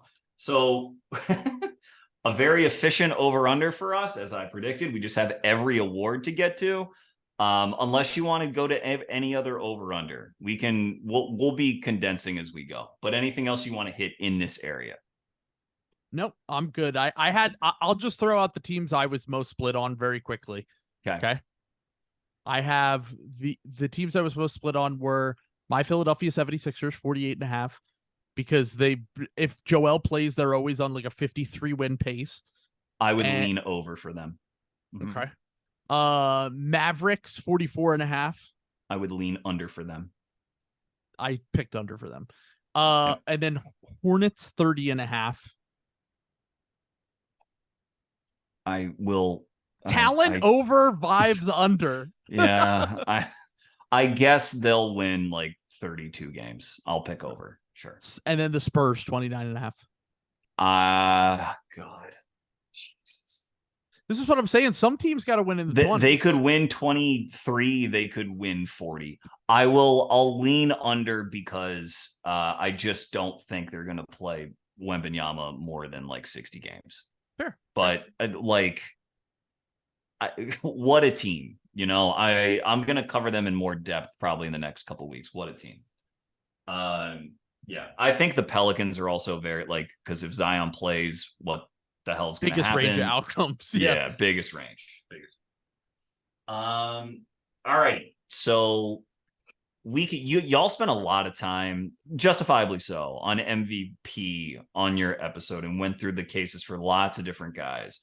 And y'all approached it from the most fun way to approach it, which is sort of acknowledging how much media members rely on narratives. I'm just chuckling thinking about it. A lot of gems in your episode. People should go listen to it. But to me, the MVP is low key and there's only a maximum of 4 or 5 candidates in a year, really. It's just because the media can actually win. Right. Yes. Because the media has this. They just need the content and they need to sort of waste everyone's time. They try to put other guys in it at different times to boost agendas, or if agents are reaching out to them or whatever. But for example, last year, Donovan Mitchell, the year before DeMar DeRozan. There you go. Yeah. There you go. Very good players. No disrespect to them, but they never had a chance to actually win MVP. All you have to do is think Nikola Jokic is going to stay healthy, right? Okay. Yes. So if he stays healthy, his stat line is going to be what? It's going to be 28, 12, and 7. Sure. And it's going to be on 68% true shooting. So if you have that as a baseline, how many players can conceivably put together a campaign that is better than that?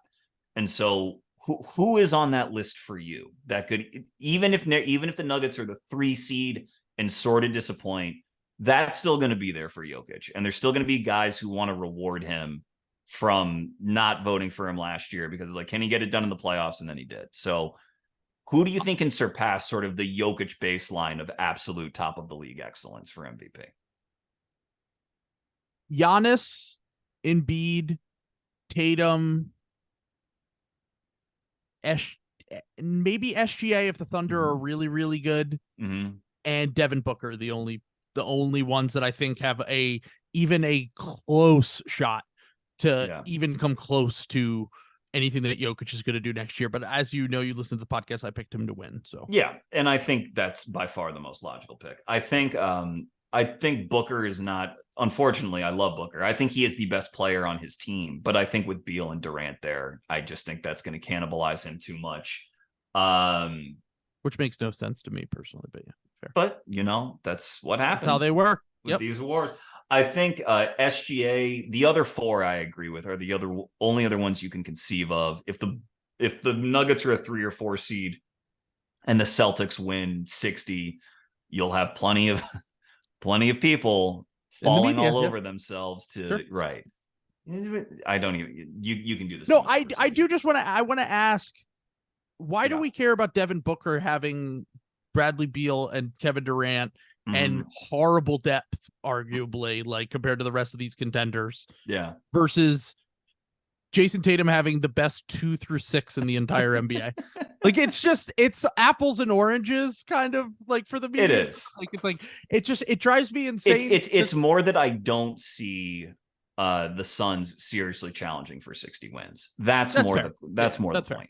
Fair. But you're right. You are correct. Yes. We could just do a full-fledged Simmons, Russillo, Booker. I'll push Tatum back segment. the whole time. They have it. They do it every other Sunday. Episode. Yeah, exactly. Yeah. I'm kind of even split on that. And I was firmly a Tatum guy forever, and now I'm kind of like, I see both sides now. As someone who follows that show, I'm talking about you. Did Simmons ever say, like, I was wrong for saying Devin Booker sucked for 3 years? No. Has that ever happened? Nope. Okay. Never. Not one time. One time. And he's done it with other guys, but he refuses to do it with Booker for some reason. I don't understand. Great. Cool. Totally awesome. It's okay to be wrong about sports when your dartboard start chucking. Yeah. Me with Cade Cunningham in 3 years. Anyway, we can continue. Yeah, I think Tatum is the second most likely. I think though Giannis would get more votes than Dame, I think there'll be a bit of an issue there. I also don't think they're going to be as good as the regular season. SGA is the fun one. Jokic, SGA, and Tatum, I think, are the 3 to bet on, I guess. If the Thunder actually win 50, I don't think they're going to. In fact, I kind of lean under on their total, even though I think they'll be good. I just think 45 wins is a lot. But he has enough usage to average. I mean, he averaged 31 last year. Yep. So he has the usage to enter the discussion, and the narrative could carry them home if they're good enough. So that's the fun one. Which one you want to do? Most improved, DPOY, first team All NBA? What do you want to do? We could do most improved. That's the most interesting conversation to me personally, because DPOY is always like the same handful of guys, just like MVP. And most improved is such a vast range of candidates. Yeah, it is. And I actually covered this with Esfandiar Baraheni a couple weeks ago when he came on, and we focused mostly on the draft class of 2021, because I think you mentioned this on your episode too, that second year guys never win because the media, in their infinite wisdom, thinks that as a second year player you should improve, as opposed to third year players who you shouldn't improve. Improving's done by then. So it's such a surprise when third or fourth year players get better at basketball. So from that class, the 2021 class, I think there's a bunch of candidates that you can make cases for, but for sake of time, I think the 2 most likely are Franz and Mobley. I think those are the 2. I don't know what their odds are. I haven't looked. I think y'all said that Franz was crazy. Yes. The odds were, if I had known his odds, I would have taken those number 1. Parm called that one out. He can make a realistic statistical leap and the team will be better, and he's coming off of a great offseason where he looked awesome at FIBA. And the thing with Franz we've talked about infinitely is he likes to play into the role player kind of teammate guy. I feel like if Franz were a little bit more selfish, I think he would have a better shot at this award, because it generally goes to guys who make pretty huge statistical leaps. Yes. Usually on new teams or in new contexts. And there hasn't been much that's changed about Franz's context, but he's getting better. And I've talked about it ever since his rookie year. He's I think he's got a chance to be one of the 15 best players in the NBA. So I do too. Yeah. I think he's very good. I think, I mean, we really could clear out and have a Franz versus Mobley, discussion right now, or we can save it for it's honestly really close. I think we've talked about it before. We have, but the Franz is also starting from a higher baseline because he averaged about 15 as a rookie and 18 last year. But the commonality, this is what I mentioned on my previous episode with Most Improved, the last 7 years, 6 of the 7 were a first-time All-Star in the year that they won. The only player who was not a first-time All-Star in the year that they won was Pascal Siakam, and that was in the Raptors' title year. Right. And then he became a 2-time All-Star. So if you're looking for someone, and this is sort of a case against Jaden McDaniels, who we mentioned, you have to pick someone who you see making the All-Star team either like this year or the next year, which means you're looking for usage.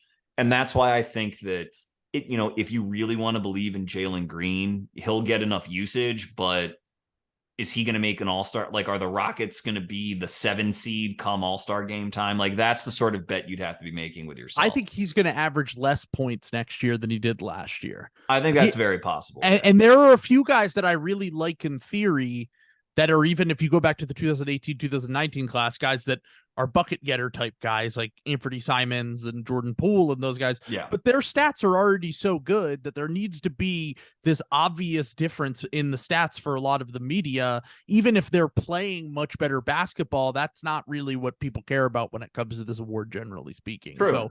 So that's something where you need to see leaps. And even like a guy, like I love Tyrese, like Maxi's my guy, been my guy since day one on the Sixers.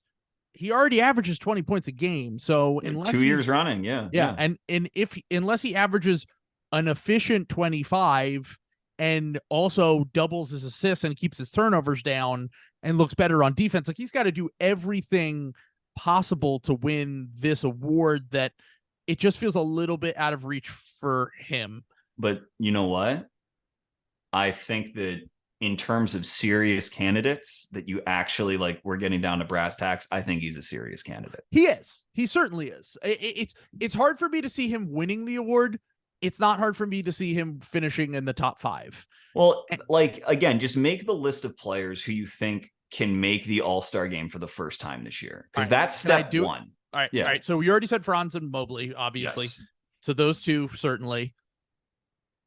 Let's go 2020 class. Desmond Bain, Tyrese Maxey. Yep. I mean, look, if you want to go a little bit further back and you think that one of those guys I mentioned, Poole or Simons, sure, but I don't really see it. Not Simons. Not going to happen for Simons. Poole, if Poole wants to, if he literally averages 27 a game, then he'll be at the finish line for sure. Yeah. So those are the 4 guys that we can realistically cook up from 21 and 20. I'll add one from 2019, who I think has a shot. And I think his narrative is also going to help him if his team's good, which it should be, is Tyler Hero. Okay, here's the thing with Tyler Hero, and this is the thing that he already won 6th man of the year. How much of the statistical output, like what did he average? It's about 20. He averaged 20 last year. That's the thing, is like these guys are already so good. They're just, and like the thing with most of the guys you mentioned, like that have won the award, Lauri Markkanen, Pascal Siakam, Giannis, Julius Randle, Oladipo. Yeah. Most of these guys, except for Ja, like none of these guys were like, I don't want to say Tyler Hero's a household name here, but like some have some level of kind of coming out of nowhere. Yes. And the thing with a guy like Hero is that I feel like he's already kind of famous and well known, and that might hurt his case a little bit, even if he's famous for reasons otherwise. But like, I don't know. I just feel like people have always kind of, in the cultural consciousness, he's always been considered like a good player until he got overpaid, basically. Right. True. I'm going purely off of who is going to have the usage to possibly make the All-Star game for the first time. And with Strus and Vincent gone, that means that, and they got Josh Richardson, great, but that means that their best on-ball shooter is Tyler Hero. Their best off-ball shooter is Tyler Hero. Their best relocation shooter is Tyler Hero, unless you want to make a Duncan Robinson case. And I don't know how many minutes Duncan's going to get. Yeah. And if Butler's going to miss his usual allotment of games, there's going to be so much reliance on Tyler Hero to create and score for that team that, again, if Miami does its usual thing where they're competitive, I could see them, number one, really pushing for Tyler to make the All-Star team as sort of a makeup for all of this Lillard talk over the summer. And I just think the wins will be at his back. I could just see that happening. I think Bane is probably a better candidate for all the reasons that you gave. My only concern with Bane is that he signed a $207 million extension. And so, and like, Hero's getting well paid too, but there's something about signing a max that makes me think that it'll be hard for Bane if there are other good candidates on the board. Sure. Yeah, That's that all. makes sense. But yeah, And then the only other person I would throw in this conversation that we talked a little bit about on the podcast is Austin Reeves. yes, 'Cause that's if the Lakers- last name on my list as well. Because if the Lakers are really good, he'll be the obvious clear third best player, but maybe he can win the Pascal Siakam style Correct. of most improved player. I think he could too. And I think the favorite, first of all, is Mikal Bridges, who I don't think is going to win. But like the favorite, I believe, is like 10-1, 11-1. So if you can, long odds. If you wanted to go about it this way and you think you have found, I think we named 7 guys where you think it has to come from these people. I mean, something you could do. But a year ago, we would have never said that about Lauri Markkanen. No, I didn't say it about Lauri, but I'm very happy for him. No, good for him. Okay, so DPOY, you said you wanted to steer away from. It's not that I want to steer away from it, but it's like we know who the candidates are, right? It's the same guys it is every year. Yeah, like I would agree. Jaren Jackson Jr., Bam Adebayo. But you did not really talk about Mobley on your episode, and I think Mobley, he was third nods. I think we didn't. Okay, yeah, I think he is a very prime candidate. But he was a prime candidate last year too. True. Yes. It's not a surprise. I also came in second. I think. Has Draymond won this award twice? Yes, he has. Okay, he just hasn't won it as many times as Rudy Gobert, whatever, which was a big point of contention. Okay. We can skip that. You can just pick any one of those guys, and it's a good selection. Coach of the year, I think, is Spoelstra's to lose. I think everyone is going to be desperate to give it to him. So, and they should. Yeah. Sixth man. Not my favorite award, to be honest, but I think y'all talked about whatever Celtic is. I just think it's going to be the Celtic. The only thing is if Al Horford comes off the bench, it won't be the Celtic, which it looks like that's what they're going to be doing. They're going to start Drew, Derek White, the Jays, and Porzingis. Okay, yeah. So let's have that discussion. Assuming that happens, that makes the field more open. Yeah. Okay. So because Horford's a good player, he's just not going to put up the counting stats to win Sixth Man of the Year. A few guys we floated out on the episode.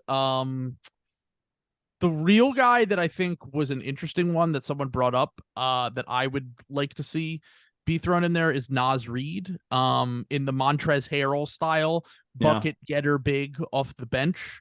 And if Minnesota is a third seed, they'll want that's a good way to reward them. Yeah.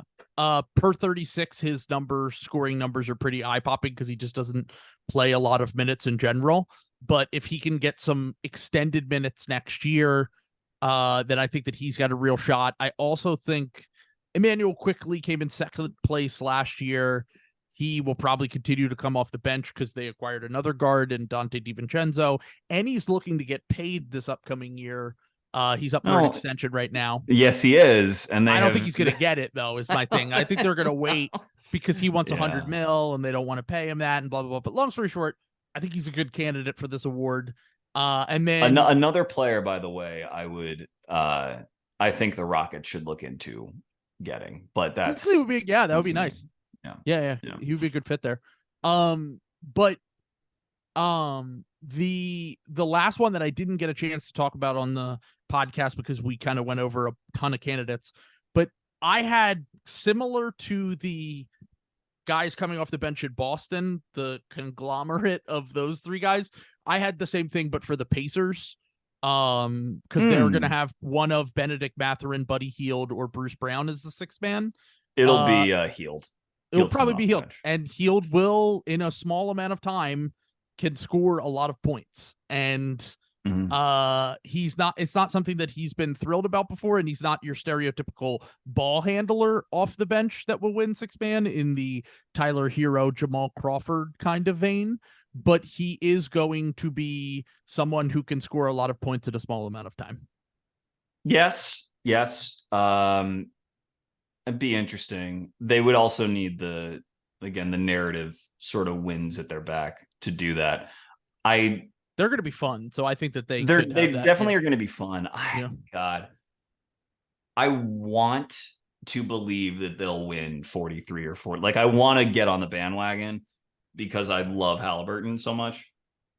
But I do kind of wonder about their defense and if their defense is just going to be like 23rd in the league. But I had the same thought. Yeah. I had the same thought about the Kings last year, exactly. When their offense was so good that it really popped. Yeah, I've been calling them Kings East. Who do you think is the second best player on their team? Miles? Yeah. Right now, going into next season, yes. Long term, I think there are some other players on that list that there are candidates, but yeah. So my only thing is, if Miles is your second best player, and I love Miles, like I really love Miles Turner, but the Kings, to get to that number one offensive number, they had two real offensive studs, and the Pacers only have one. And I just think that math and sort of the amount of youth that they're developing and bringing along, I just think it's going to hold them back a touch. So I don't know. As far as other sixth man candidate, if there's a ninth man of the year, I would point out Killian Hayes. But let's go. Thinking about other teams that are going to be in the playoffs, like Eric Gordon, if he's very good and the Suns are good. Oh, he has? He won with the Rockets in 2017. Yeah. Okay. He's also 35. He'll sit out. Yeah. I don't know. If the Clippers are actually good and healthy and like making good on their promise, then I could Westbrook, or if they bring Man off the bench or something like that, I could see someone from there winning it. The Lakers, could Rui win this award? Are they starting Rui? They're starting Rui. I think they're starting Rui. I think D'Lo could have a shot at this award. I think D'Lo starts. And so is it going to be D'Lo, Reeves, Rui, LeBron, AD is going to be their starting five? I believe so. And Christian Wood would be the candidate here. No. Yeah. We've done this before with Christian Wood. He's always one of the favorites at the beginning of the year, and then by the end of the year, not. What about Tsunami Poppy? Who? Tsunami Poppy, Kelly Oubre. Oh, never heard that? I forgot that nickname. I completely forgot. I'll say this much about Kelly Oubre. He has absolutely owned me in his preseason with the Sixers. I've never been a Kelly Oubre fan as a player in general. And maybe it's just because I haven't seen an athletic Sixer since Andre Iguodala, but Ben Simmons, come on. Oh, true. Fair. No, to be clear, a ball I guess Andre Iguodala couldn't really shoot either, but when he was on the Sixers. But I said during preseason, I think he's the most athletic guy who could shoot on the Sixers in like fucking 35 years. Like, he is, and even he's more in theory can shoot because he takes some wild shots sometimes. But no, Kelly Oubre has actually been fantastic for the Sixers in preseason. I mean, it helps he shot like crazy from the field, but been way better than I ever anticipated. There were two signings I didn't love in the offseason of free agents for them, and it was Mo Bamba and Kelly Oubre. And Kelly Oubre has been great, and Mo Bamba has proved my point. So yeah, I'll also say that, look, I'm not trying to push you into a James Harden discussion. I never want to talk about James Harden ever. Yeah. But depending on how that situation resolves, whether he plays for them or whether there's a trade to where the return, like Terrence Mann is a starter for them, whatever pushes DeAnthony Melton to the bench, I think DeAnthony Melton could be a candidate. And in a similar vein for my exciting, spontaneous, romantic Chicago Bulls, I think Alex Caruso could be a candidate. I would say both of those. If the Bulls are as good as I think that they can be, I would say those two. They might be some of the best bench players, but this award just always goes to the bucket getters. That's the unfortunate thing. You know, that's true historically, but I also think that is ripe for a reevaluation. I think like soon, even though that's been the narrative, there's always a contingent of the media that's like, it shouldn't go to the bucket getters. And I think one year that will flip as more and more talent floods the league. There will be like a Bruce Brown who is essentially a starter in a bench player's clothing, who's a two-way player who wins it. But we'll see if that's this year. Yeah, all that has to happen is they just have to play for the Boston Celtics or the Los Angeles Lakers. They got a real shot. That's right. That's right. Well, you know, the poor, small Philadelphia media market will just have more things to bring. Yes. When will they be rewarded with a major award at the end of a season? You know? Never. We'll never get one. I heard you guys say that like Joel Embiid will literally he could average 40 and he would not win MVP. Yeah, I mean, I feel strongly about that. Feel very strongly. It's us against the world now. Oh my God. No one believes in you. I think got that energy. I just real quick on Embiid. When we were talking about that Jokic baseline before, we kind of like sailed past Embiid. I think the way to honestly, the way to beat Jokic is the way that Giannis beat Jokic and the way that Embiid beat Jokic, which is to say these are more complete two-way players. Sure. So if you have an all-defense version of Embiid who makes an all-defense team and then is also averaging 27 or whatever, I think he would have a chance to repeat. I really would. I think everything would be there to give it to him. And then it's just, who do you pick at the end of the year? Because all these guys are so hard to distinguish between, you know. He's got to get to the conference finals. They won't ever let him get another MVP until he gets to the conference finals. Fair or not, that's the reality. Maybe. Yeah. This might be true. Anything else you want to do? You want to take a shot at all NBA or let's do it. I have my all NBA list written out. So all right. Okay. Go for it. So I just wanted to point this out that these are the players that under the new rules would have zero shot at making all NBA if these new rules that you have to play 65 games in order to make all NBA now. True. Giannis, Devin Booker, Damian Lillard, Steph, LeBron, AD, KD, Jimmy, Kyrie, Jaren Jackson Jr., Tyrese Halliburton, Paul George, Ja Morant, and James Harden. Wait, you're just talking about as of like last year, they would not have made it. They would not have made it if you take their games played into account from last year. Okay. For this year, is not you projecting this year. No. Okay. But for half of those guys, yeah. When you started, I was like, oh yeah, they're not going to make 65 games. And then you're like Halliburton. I was like, hey, nice. No. Some of these guys have a chance to play. Like Ja Morant has zero chance because he's going to miss 25 games to start the year.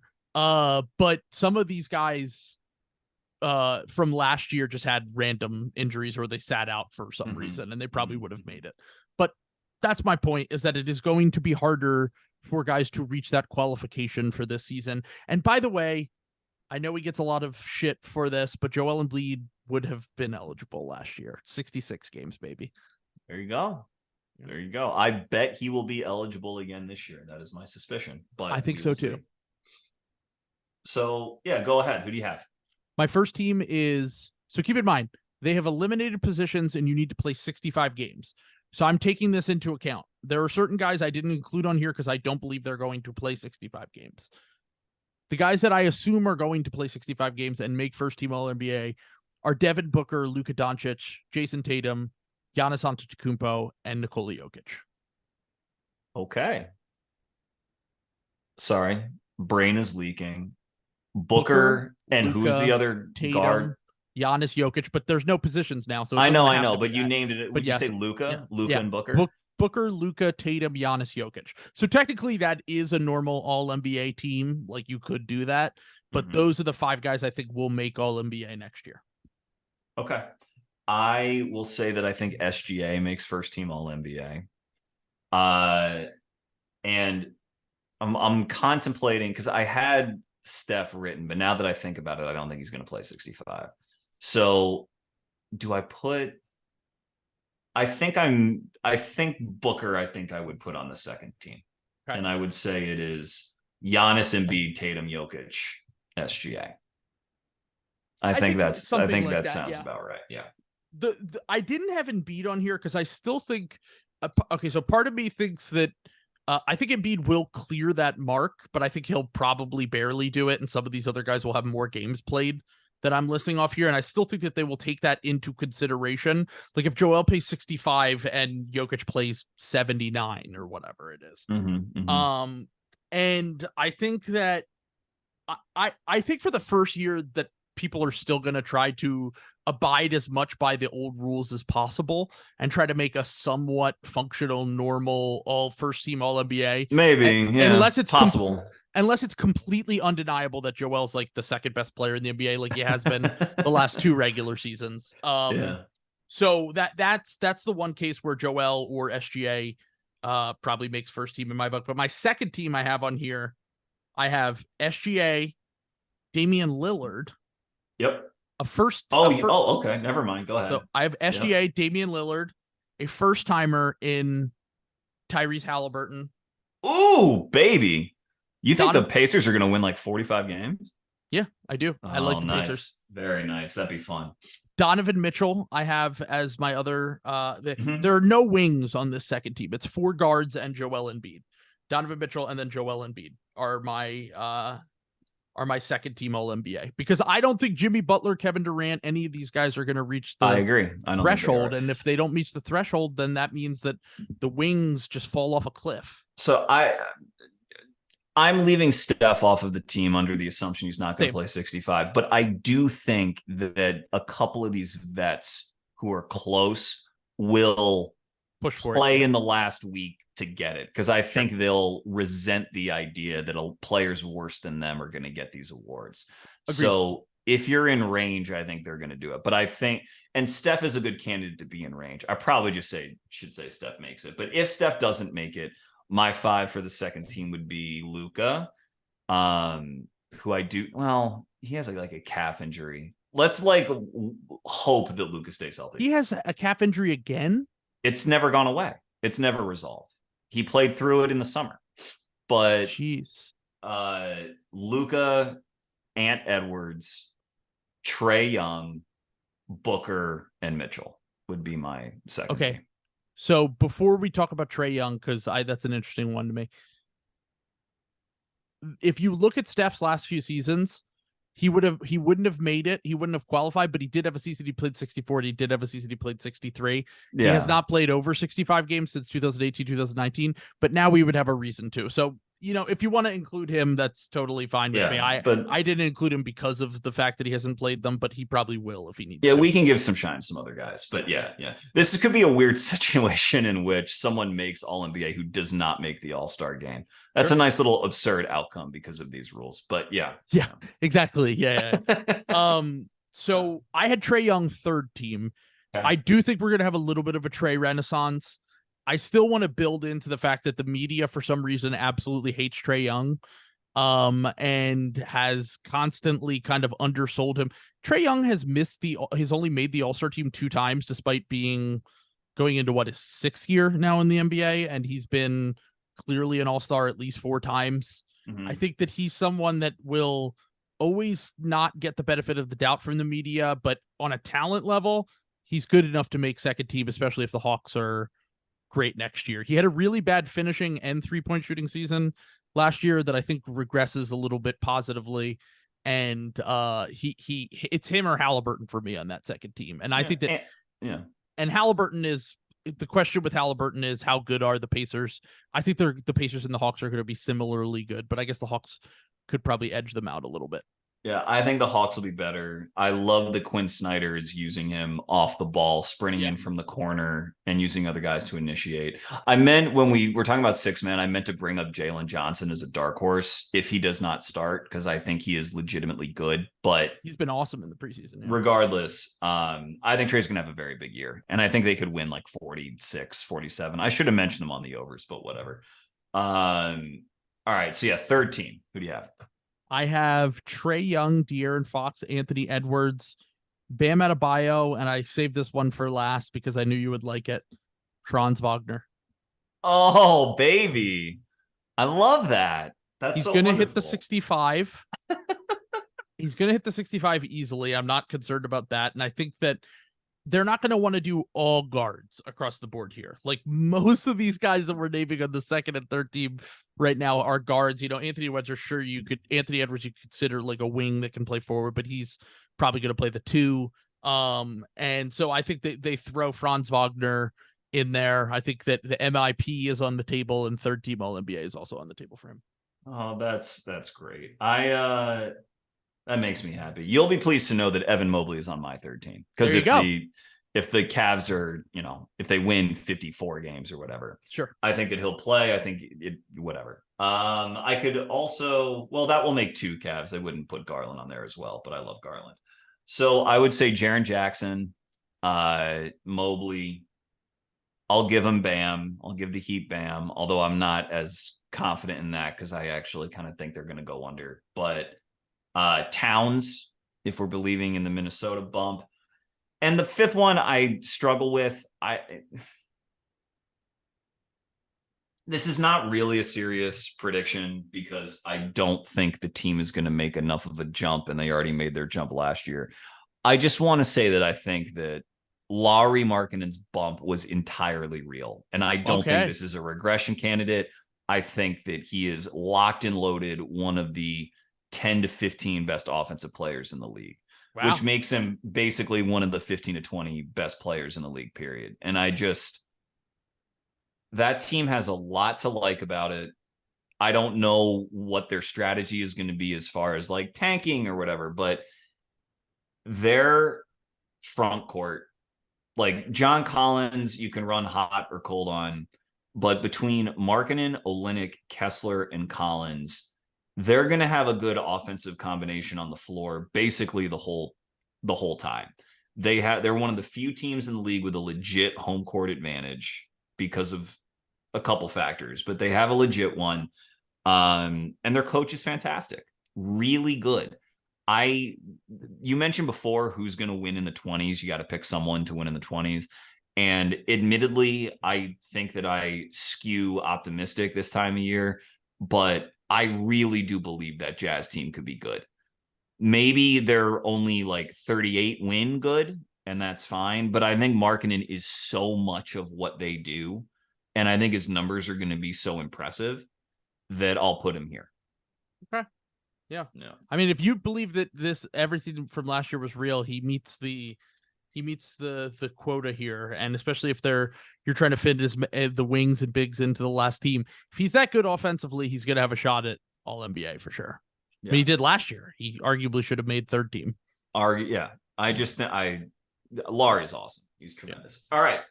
That's it. Anything else before we wrap up? That's it for me. All right. Thank you so much, Trill. You're the best. Thank you for having me. Subscribe to the Uniball Patreon. You could find him at TrillBroDude. His title, I don't even know if it's called handle or tagline, whatever the hell they're calling it, but it says subscribe to the Uniball Patreon. So if you follow him, you'll be reminded about his Patreon. Exactly. The Uniball podcast. Everything you do, Trill, is tremendous. Thank you all very much for listening. This has been Chucking Darts. It's okay to be wrong about sports. Find your dartboard and start chucking. Thank you. Thanks.